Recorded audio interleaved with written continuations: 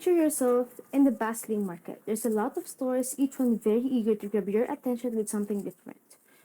Unique handmade items, new fragrances, limited edition clothes or shoes. With these many choices, how are you going to decide where to stop and to spend your money? Now, consider yourself as one of these stores. In a sea of competition, what makes you different? What makes people choose you? What drives them to pick your item, your product, or your service over someone else's? The answer lies in a simple yet very powerful statement: the value proposition. Today, we are going to talk about the value proposition, the secret formula that makes your business shine amidst a crowded marketplace. We will be exploring how value proposition can be a difference between thriving and just surviving in today's business sector.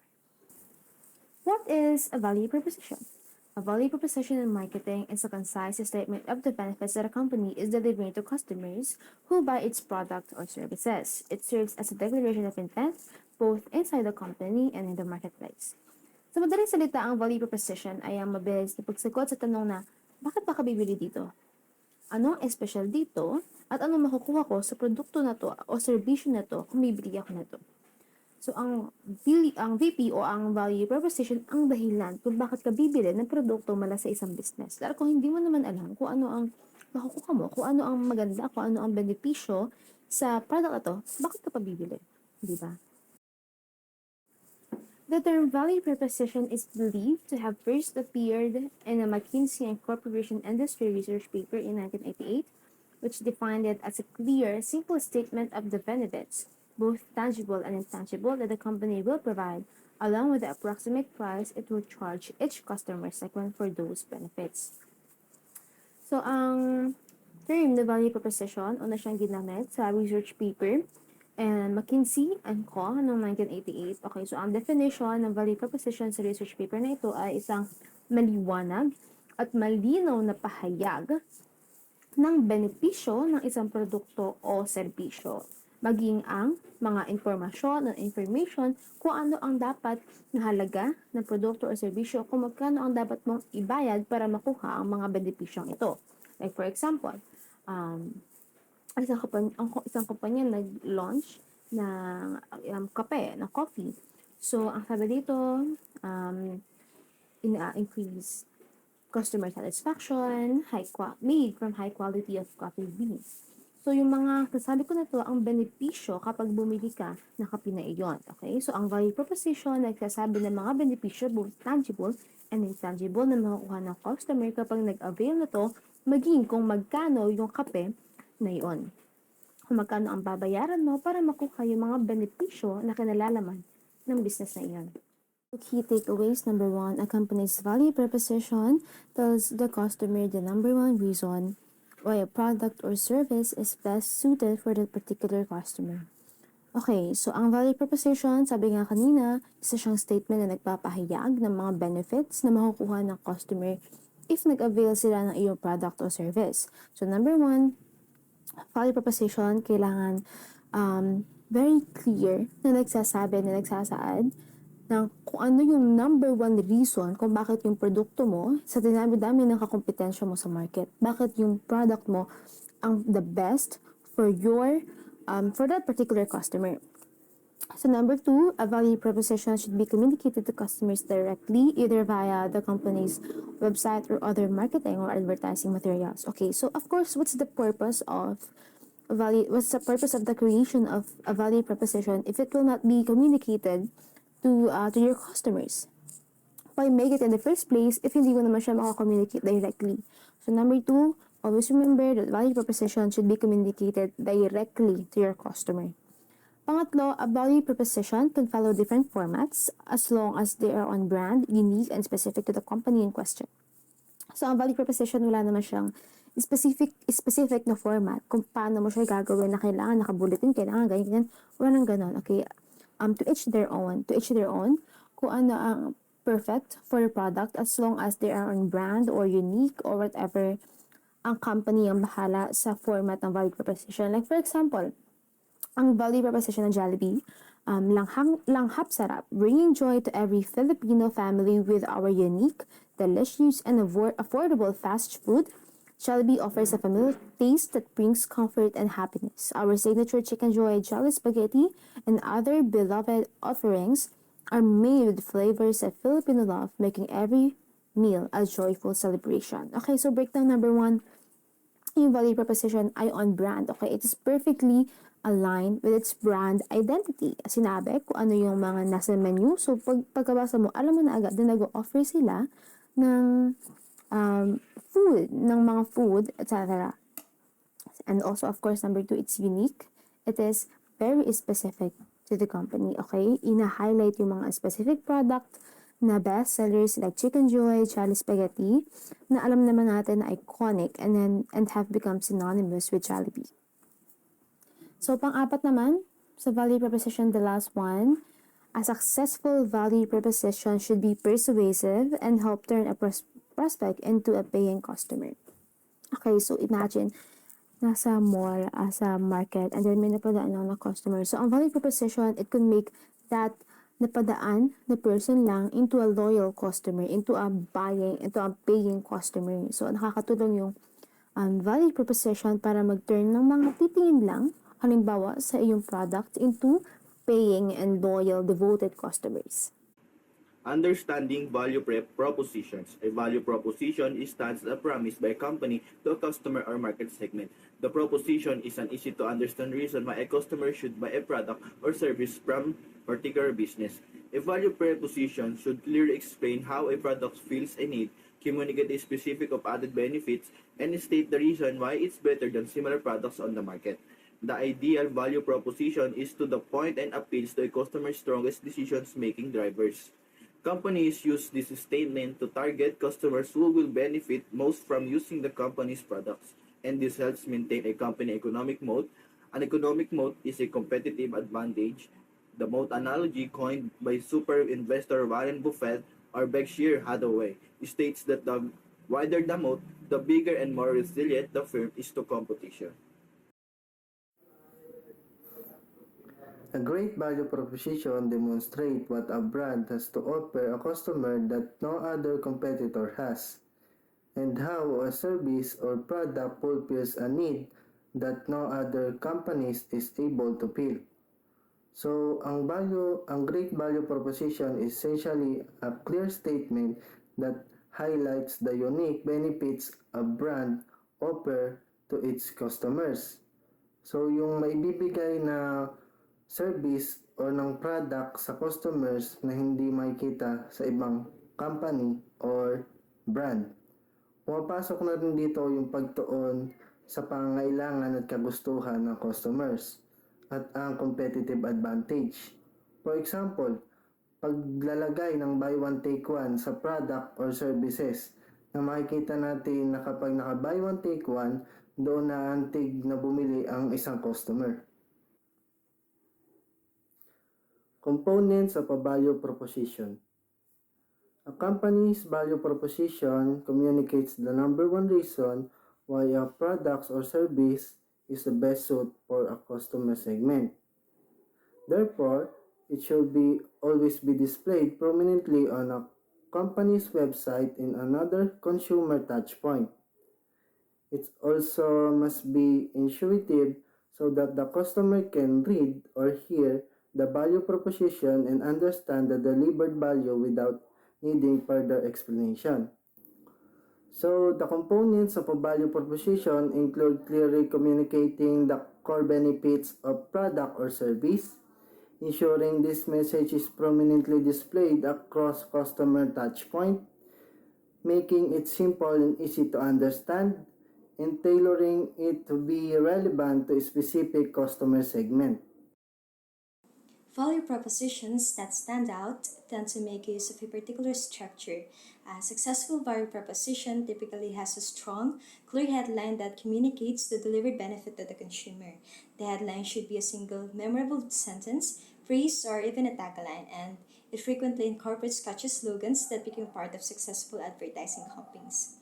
So this emphasizes that a strong headline is critical or crucial for communicating the key benefit of a product or a service, and it should be concise, memorable, and often serves as a central piece of an advertising campaign.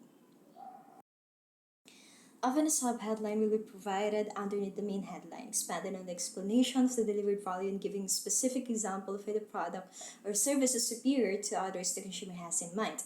The subheading can be a short paragraph and is typically between 2 or 3 sentences long. The subheading is a way to highlight key features or benefits of the products and often benefits from the inclusion of bullet points or another means of highlighting standout details. So this means that the subheadline elaborates on the main headline, providing more detail about the value being offered, and it typically explains why the product is superior and highlights key features, often in a concise paragraph.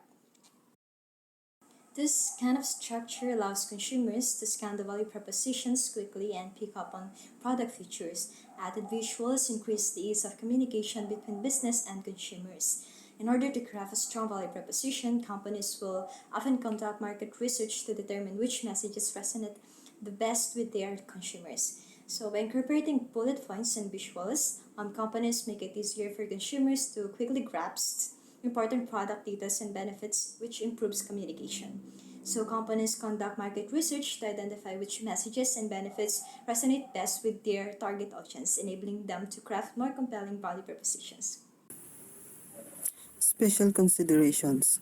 Value proposition can follow different format as long as they are unique to the company and to the consumers that company services. All effective value proposition are easy to understand and demonstrate specific result for a customer using a product or service. So dito ay pwede kang sumunod sa iba't ibang strategy or format hanggang sa maging fit sa company at sa mga customer. Siyempre, kaya ka nagtayo ng business is for customer and of course to earn money. So, gawin mo ang lahat kung anong different format ba ang kailangan para ma-attract yung mga tao. At dapat simple lang yung ilalagay mong letter and picture para madaling ma-identify kung anong business ba ang itatayo mo. They differentiate a product or service from any competition, avoid overuse marketing buzzword, and communicate value within a short amount of time. Dito, kailangan mong madaling ma-recognize, hindi mo kailangan gumamit pa ng maraming words at di mo rin kailangan gumamit ng malalalim na salita para lang mapansin agad. Gusto kasi ng mga tao na sa tingin pa lang nila is alam na nila yung kung ano bang klaseng business yon. Kasi kung ganun yung paraan mo gumagamit ka ng mga buzzword is hindi ka pupuntahan ng mga tao kasi hindi nila agad ma-identify kung ano ba yung product na ibebenta mo. For our value proposition is to effectively turn a prospect into a paying customer.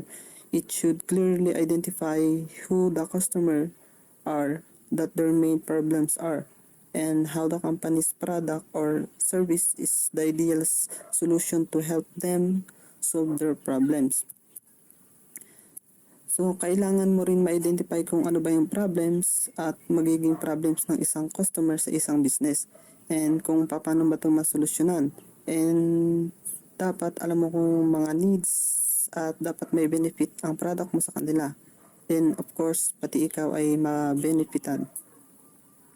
Now let's proceed to the frequently asked questions. So, first on the slide, what is the purpose of a value proposition? So, based on the slide, a value proposition is meant to convince stakeholders, investors, or customers that a company or its products or services are worthwhile. So, if a value proposition is weak or unconvincing, it may be difficult to attract investments and consumer demand. So first, let's focus on defining what is a value proposition. So essentially, a value proposition is a statement or strategy that a company uses to convince stakeholders, investors, or customers that its products or services are worthwhile. So ito yung mga bagay or statement or kung paano yung strategy ninyo ng isang kumpanya para makumbinsi yung mga stakeholders, investors, or customers that yung product nyo is kapaki-pakinabang nga. So, it's about communicating unique benefits that a company offers and why it should be chosen over the other competitors. So, for example, a company might emphasize the quality of its products, so the innovation it brings to the market or the exceptional customer services it provides. The goal is to create a compelling reason for people to engage with the business. So, invest it or purchase its products or services. So, kumbaga dito, yung company mas ina-emphasize, yung company na ito is mas ina-emphasize yung quality ng product nila. So, kung ano yung pwede lang i-offer when it comes to innovation. So, what the customer exceptionally provides to the customer. So, the goal is yun nga, mag-create ng compelling na rason kung paano mas mag-engage yung mga tao dun sa business or paano mag-invest yung mga investors or yun nga, how the people purchase or buy your products or your services. So next, after defining the value proposition, let's go to the purpose of a value proposition. So the primary purpose of a value proposition is to attract investments and generate consumer demand. So a strong value proposition can differentiate a company from its competitors. So it can help to build a loyal customer base. So excuse me. When it comes to the purpose of a value proposition, dito papasok yung kung paano ka magkakaroon ng loyal customer base. So, syempre, dito papasok yung suki ba? Kumbaga. So, yung purpose niya is to attract investments and generate yung consumer demand. So, pero, if the value proposition is weak or unconvincing, it can be challenging for a company to attract unnecessary investments and consumers' interest. So this could be limited by the company's growth and its ability to compete effectively in the market. So kailangan when it comes to value proposition, kailangan tignan din natin kung ito ba yung value proposition natin is humihina or naging unconvincing. Kasi malaking challenges ito kung nagkataon. So, we should provide more purpose or what is the purpose of value proposition para syempre ma-take natin yung company's growth and yung ability natin to compete effectively sa market. So, yan. Next question naman is what is an employee value proposition? So, syempre, an employee value proposition applies to the job market. So, here, a company that is hiring will try to frame itself as a good place to work. So, offering not only the monetary compensation, but also a range of benefits, perks, and a productive environment. In return, the job candidate will need to convince the hiring company that they have the appropriate skills, experience, demeanor, and ambition to succeed. So, dito papasok yung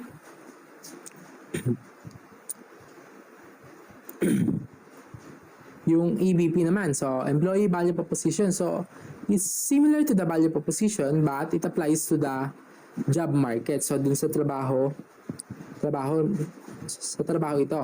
So, when a company is hiring, so, siyempre, kapag yung hiring yung company, tinatry nilang mag-present na yung company nila is attractive workplace. So, para syempre maka-attract sila ng mga tao na magtatrabaho sa kumpanya nila. So, this includes not just syempre mag-offer ka ng competitive salaries. Hindi lang pwede dun, but also a range of kung ano ba yung benefits, perks, and a positive work environment na makukuha nila dun sa company mo. So, the company's EVP is what convinces a potential employees to choose them as their employer. So, dun papasok naman yung syempre, kapag yung hiring yung company, syempre yung employer may task din. So, job candidates or the employee need to convince the company naman so that they have skills, so experience, and drive necessary to succeed in the role of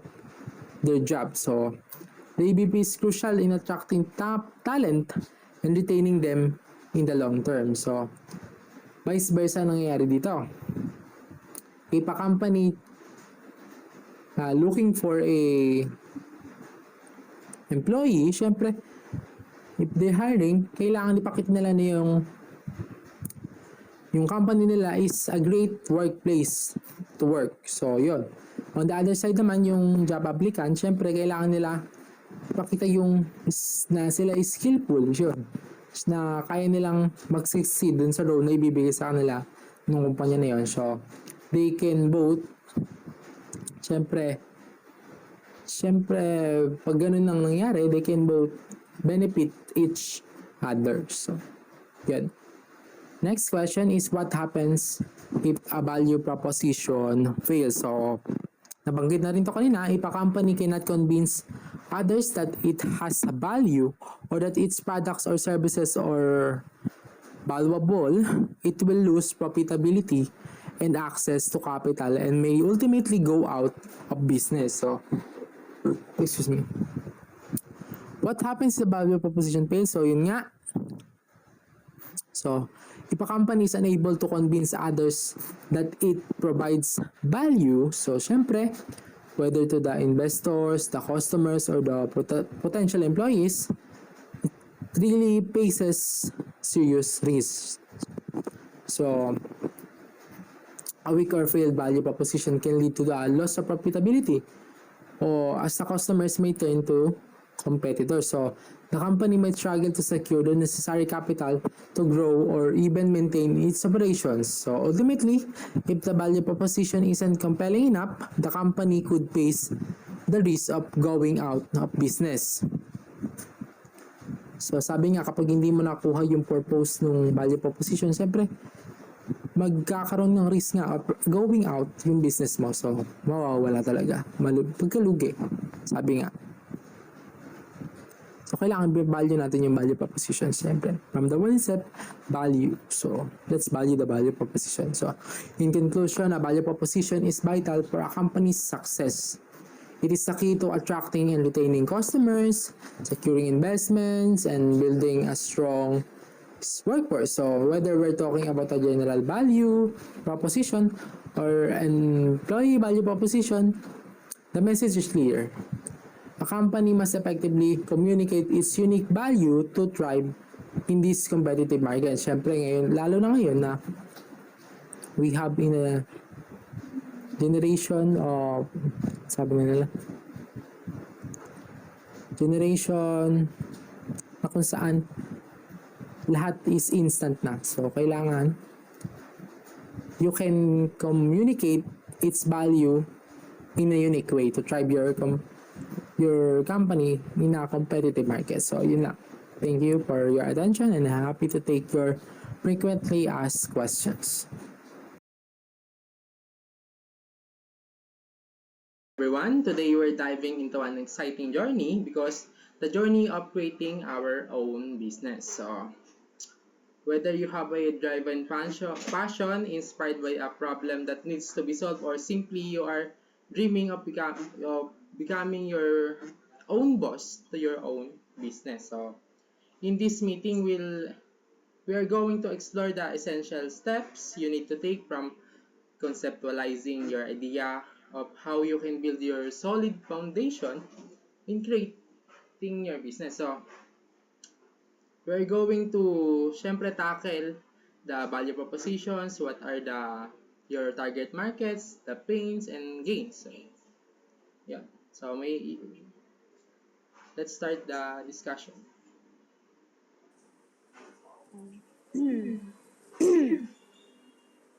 Okay, so, ano yung brand natin? Target market. So, ano muna yung business? Ano bibenta natin? Bago yung brand, bago yung name. Doon tayo sa, food industry, Food diba? industry. Bakit food Kasi industry? mas madali. Kasi mas madali Madali. siya, no? Tsaka mas feasible. Feasible. Tapos, yung pagkain, syempre lahat naman ng tao kailangan ng pagkain, necessity. Tsaka lahat ng taong may matakaw. Matakaw. Uy, grabe ka naman. Girl. Hindi ba? Kaya, so ano na tayo sa, magfo-focus na tayo sa food. Okay? Okay. Beverages, drinks. Drinks. So, inline yung drinks, siyempre, andyan siguro yung parang siguro, milk tea, ganun, coffee. Yes, coffee. Kasi ngayon, syempre, parang dumadami na rin, alam mo yung mga business na cafe, di ba? Yes. Parang kung saan-saan, in comparison sa mga nakaraang taon or panahon, ngayon, super dami ng mahilig Mm. sa coffee, mga milk tea, mga fraps, etc. etc. Okay, so Sakto rin sa weather ngayon. Ngayon, taglamig, di ba? Yung coffee, Oo. mas mainit. Hindi, saka may bagyo kasi ngayon. Pero kung normal na araw, super init. Di ba? Papasok ka pa lang ng school para ka nang pauwi, di ba? Okay. So, magstay tayo una sa milk tea. Okay, milk tea. Market, target market? Siyempre, yung mga estudyante. Estudyante. Doon na lang tayo sa estudyante sa school. School. Siya. Yung easy access lang ang pwede mabentahan. Pare, halimbawa sa tayo naglalagay. Siyempre, di ba sa school tayo? Ang magiging target market natin. Yung mga Students. students. Okay, students natin. Students. Student body. Yun lang. Pwede rin siguro mga mga professor. So, sa madaling salita, mga tao sa school. Oo. Pero feeling ko Main sa, in terms of milk tea naman, kahit hindi naman siguro nasa school lang, syempre yung mga tao naman inline naman sa mga milk tea. Syempre, simula ng pandemic, nauso yung milk. Siguro sa mga sa mga millennials saka sa Gen Millennials. Z. Pwede. Pain points. Pain points natin. Kung i-compare natin sa mga traditional milk tea business, Pain points? bakit pa sila bumibili? So, bakit sila bumibili? Siyempre, in terms of milk tea ba? Bakit sila bumibili ng milk tea? Cravings? Okay. Cravings. Pang my day. My day. Pang Sabay sa uso. story. What else? Saka, ano yun? Mga yun. Mainit, no? Millennial. Patok ngayon yan. Oo, batok on trend. Saka mainit. Masarap yung malamig na milk tea. So bagay, kahit bare month ngayon, no, ang init pa rin. Lalo pagdating ng tanghali. Oh. What else? Another pain point siguro yung kung ano yung unique na may offer natin. Siyempre, in terms of milk tea, ang dami ng mga branches na sumisibo. Or, yan. So, okay. So, siguro kapag as time passes by, magbo-broaden pa yung natin, pain points. Madadagdagan pa, no? So, mag-jump na ba tayo sa sa brand making? Siguro, pwede. Okay na ba tayo sa milk tea? Okay na ba, Marlon?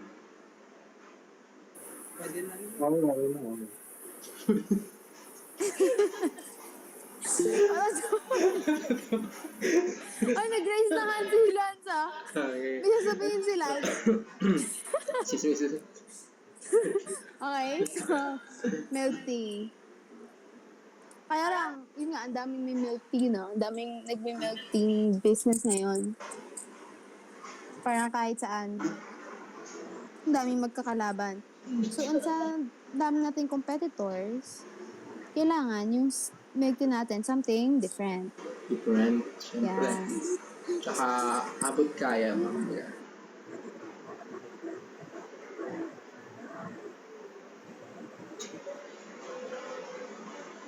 So, something different tayo. Yes. Nakakaamitan. Meron ba mga suggestions? Since, di ba, nasa Nueva Ecija tayo. Rice Granary of the Philippines. Pwede. So, dahil Kumbaga, yung nasa... lalaki tayo. Siyempre, di ba, ano tayo, yung rice granary of the Philippines. Bali, ang pwede natin ang first ano natin, yung magiging first ingredient, rice. Para kakaiba. Pwede. Oo, bukod sa kakaiba, madaling hanapin. Oo, di ba? Bili ka ng palay, tapos mag-aano si Lance, saka si Marlon. Hindi naman yun, sa akin ko lahat. Bibiladan na. Ang tawag doon, yung paano nila sa... Bibiladan na. Magbibilad ng palay, oo. Di ba, from scratch. So, ayan, magkaano tayo sa, Rice sa tayo. rice. Rice. Since, alam niyo, parang roasted rice coffee. Ay, pwede. So, coffee, tapos, gagawin na lang natin yung milk tea. Okay? Okay, so, roasted rice milk tea. Ano pangalan natin? Okay na yon? Ano ba? Makdo, di ba? Ganyan. Meron ba tayong pangalan? Something siguro na may kinalaman sa atin? Marlon and his friends coffee. Marlon and Friends? Marlon and Friends. Okay, yun. Siguro like, parang may something na EE. TTT. Ha? TTT. Siyempre, mga chika. Ano? Ano sa... Parang may EE sa pangalan. Something witty? Yung related sa rice. Parang ano ba? Lagay ng rice. Pwede yung rice tea. Tapos yung tea mismo is, yung letter A, papalitan ng Yung E. Double E, ano. Tapos, naka-block yung E. Oo. Naka-bold yung E, ano? Tapos, lagyan mo ng, lagyan natin ng about it, yung spark. Ha? Parang sa may spark ng, yung sa may lightning ba? Oo. Oo. Yung, Meron pa bang iba? Ano yung una? Ano yun na? Rice tea. Rice tea. Meron pa ba? Yung parang, yung mga witty. Sinasabi mo Meron rice. lang mga, parang mga tao, ganun. Na merong E, na may T sa pangalan. Rice. Rice tea. Rice granary Sa pangalan. Granary tea.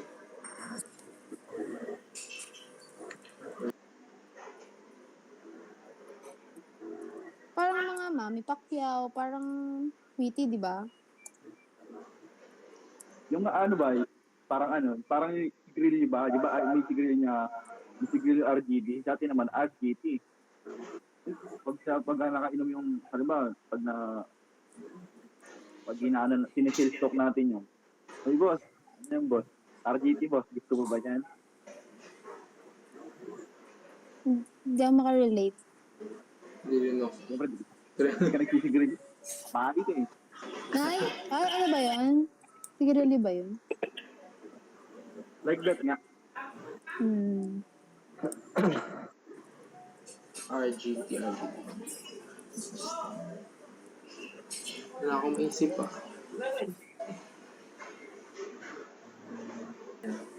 Any suggestion pa? Rising. Rice is rising. Kay Edward. Fusion. Bigas. Meron ng mga fusion eh. Okay, kung ano naman, wala tayong isip, pwede pag sumasamahin na lang natin pangalan natin. Mama Men. Ang nawala lang pala, ang iba naman ang pangalan si Lance. Ay, saka si Kurt. Puro kayo I Kasi am. Mark, Marlon, Mariel, saka si Melody. Puro kami M. Buti na sana, okay na sana ang M pangalan natin. Pang lahat kami M. Hindi Mert. Ako na po si Mert. Mans. Kami po si Mert, tsaka si Mans.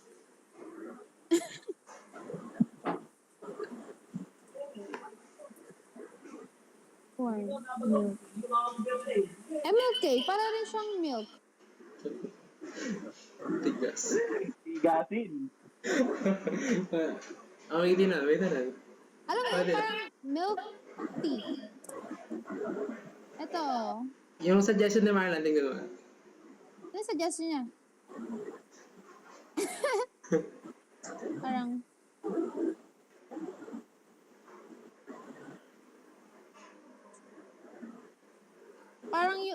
yung first three letters, name natin. MLK ano eh. Pwede. Oh, tapos pag ginasa mo, milk. Oo, pwede na. Saan papasok yung ano? Ice. Sa under siguro ng ano. Kasi meron pa tayong pangalan ng Slogan na lang roasted rice siguro. milk tea eh. Hindi, meron pa tayong roasted rice milk tea. Di ba? Brand name, and then roasted rice milk tea, and then tagline. Pwede. So ano, good na kayo sa MLKT? Baka meron pa ibang suggestion. So, ilan yung suggestion natin? Tea rice. Rice tea. Ay, tea. Baliktad. Rice tea, bigas tin, tigas, tsaka MLKT. Siguro yung tea, pwede naman natin gawing lightning na lang yung tea. Para meron pa rin kinalaman sa atin. Pwede. So, tagline.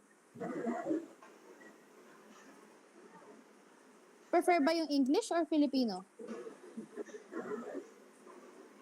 English or Filipino tagline? Pilipinas siguro. Ha? Akin Pilipino. Filipino? Filipino ka din, Mark? Chinese yan, Chinese. Shimenet? Ano bang ano ang shimenet? Shimine. Shiminat. Shimine. Ni hao ma? Shiminat. No. Ano yung tagline? Kasi meron akong parang ang tagline. English kaya lang English ah. Sige nga, ano yan eh. Roast and toast. Tapos, semicolon, when rice meets a little bit of spice. Spice. Alam mo yung idiom na a little bit of spice? Parang something different. A little bit of spice. Ano yung una na? When rice Roast. meets Toast. roast. Kasi roasted tayo, diba? Roast and Roasted toast. rice. And then, pwede yung sa tagline yun. Ano pa? May suggestions?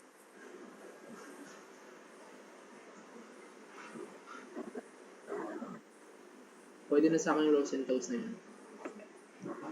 Sa akin din, okay. Okay na din. Mark. Baka si Mark meron. Si Mark Baka si yan. Lance. Baka si Lance may naiisip na ano. Isip ako kaso. Tagline. Tama na niya, puro kabugukan lang sasabihin niyan. Try mo. Malay mo. Maganda naman yan. Saka dapat mag-isip pa tayo ng, ano yung definition?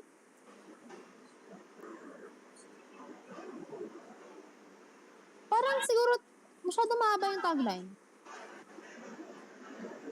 Tanggalin ko na lang yung roast and toast kasi may pangalan naman ng roasted rice milk tea. Ano yung last? Ano yung last na part na roast and toast?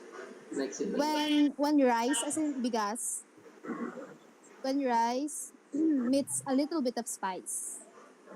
Spice. Parang... Search natin yung, hindi naman, dito, beat. Di ba pag spice agad eh, maanghang ganun? Kaya lang, may idiom siya eh. Oo, may spice na parang ano kaso So, parang... add experiment or interest to something. Spice. Kaya lang kasi isipin nga ng tao kapag narinig yun, minty. Yung maanghang. Oo, So, pwede ano- yun. Yung maanghang. Minty. So, tagline pa. Kahit Tagalog, Lance.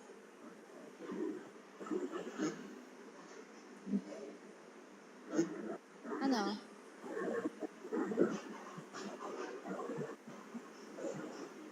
Motor muna ako.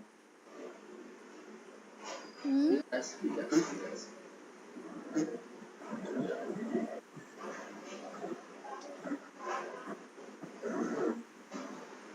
Naka-record mo to, di ba? So, okay, mamaya balikan na lang natin siguro yung tatlo na yun, like yung name and tapos tagline. Siguro doon naman tayo sa ano. Ano yung i-offer natin? Pwede. Sige, move on muna tayo dun. Oo. So, rice milk tea, may flavors. Bakit? Pero bakit mo na siya bibilin? Guys, bakit siya bibilin? Kasi, oy, di kasalita si Mark. Kanina ang daming Kaya nga, kanina ang daming suggestions. Siya yung parang nagsasuggest sa lahat. Sabihin mo na lahat yun, Mark.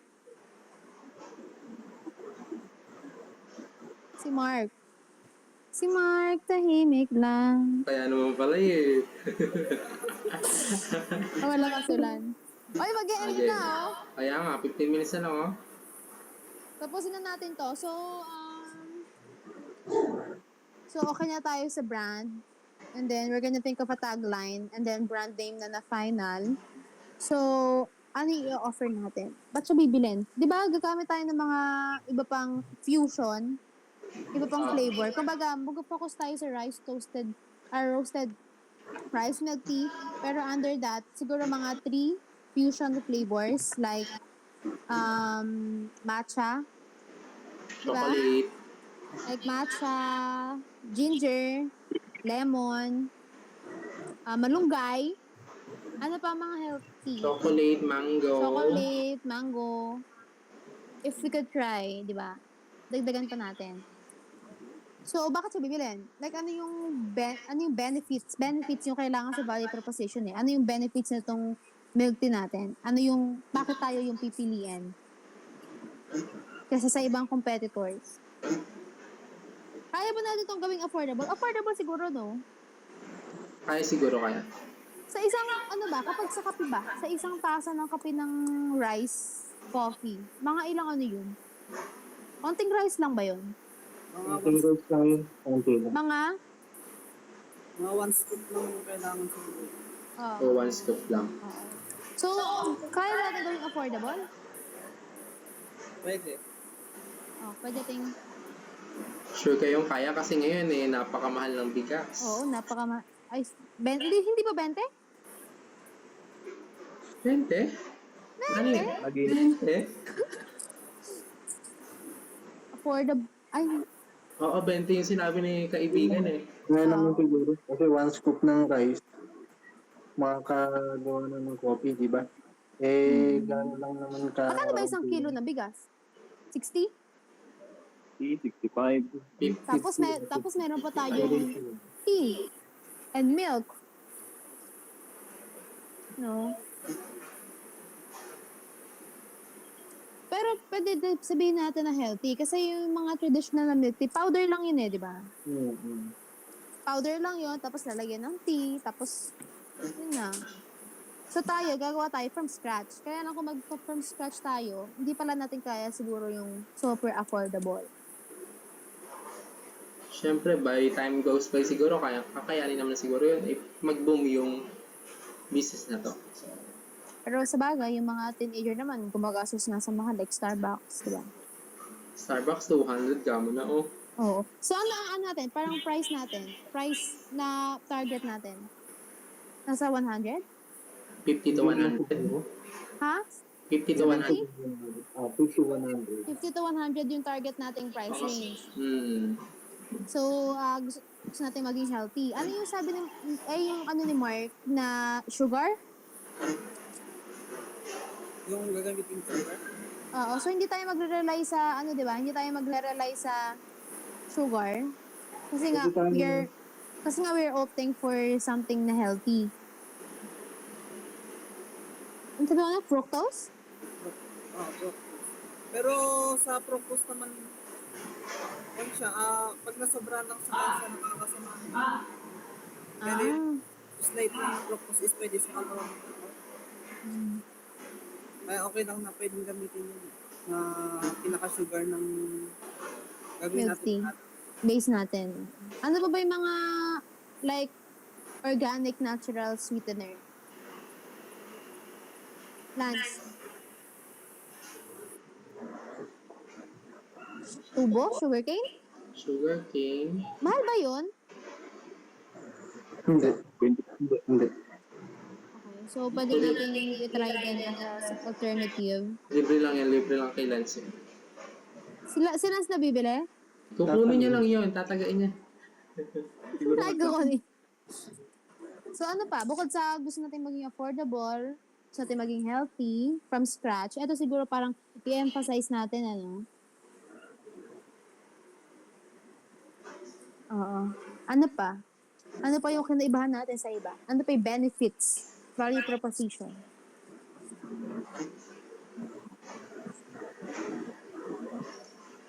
So, syempre kailangan dyan sa business natin eco-friendly. So, paano natin Oo nga, ano? Kasi yung dapat kasama din sa packaging. Mm-mm. So, paano natin package? Ganun na lang, ah. Kamay na lang. Sa kamay na lang. Meron namang mga paper cups. Pwede ba yun? Kaya ba natin yun, paper cups? Paper cups. Parang sa kantin sa engineering.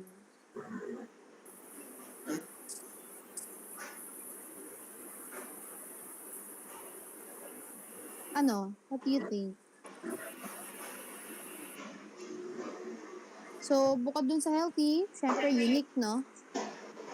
Unique.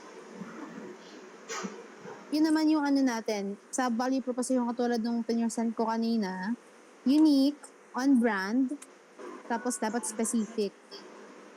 So, itong rice milk tea, unique, no? Kasi parang, if wala, bihira sa market. So, mag-offer tayo ng something new sa taste buds ng mga tao. Right? What else? Bukod sa nutritional benefits, unique. Parang mga ano naman to. Ano ba? Tangible ba to? Intangible? Benefits.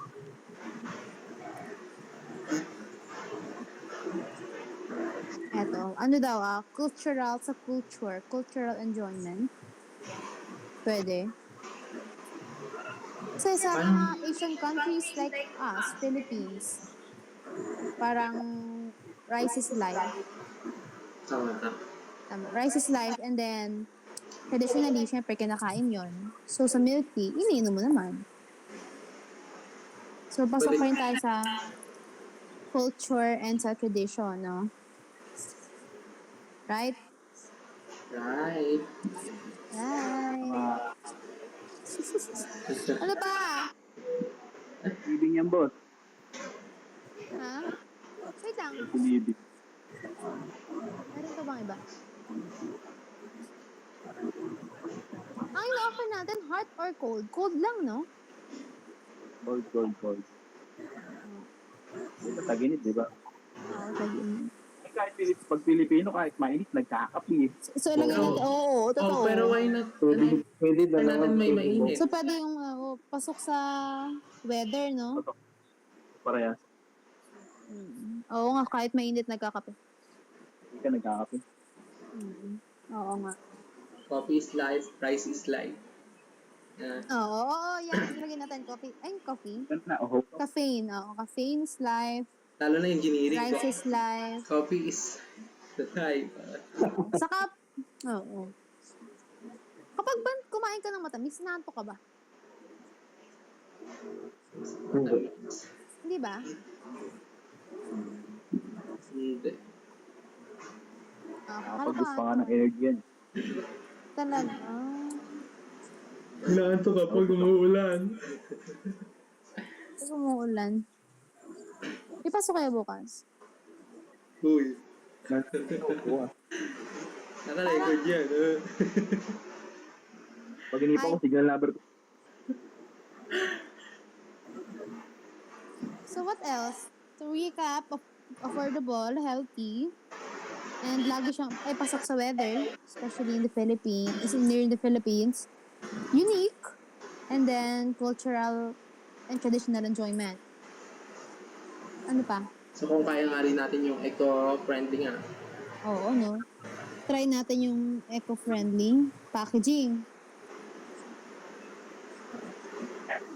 Packaging. Ano pa? Yun na ba? Parang medyo madami naman na to. Magdadagdag na lang tayo next time. Sige, pwede mo. So, sa name, magde-decide na ba tayo? Magde-decide na ba tayo? So, siguro vote na lang siguro tayo kung ano yung pagpipili natin doon. Ay yung sa mga pagpipili natin. Marami-rami tayong pagpipilian eh. So, mag-thumbs up na lang kapag sinabi ko yung pangalan. Kung yun yung vote nyo, mag-thumbs up na lang kayo. So, Saan ba yun? Okay. sa Bigas Team. Bigastin. Alala. Vote yan. Ang bobote yan, ako nag-suggest yan. So, isa tayo. Sa Tigas. Ako po. Ayoko na, kahit ako nag-suggest niya. So, Tanawa si Melody. Gusto niya. Melody.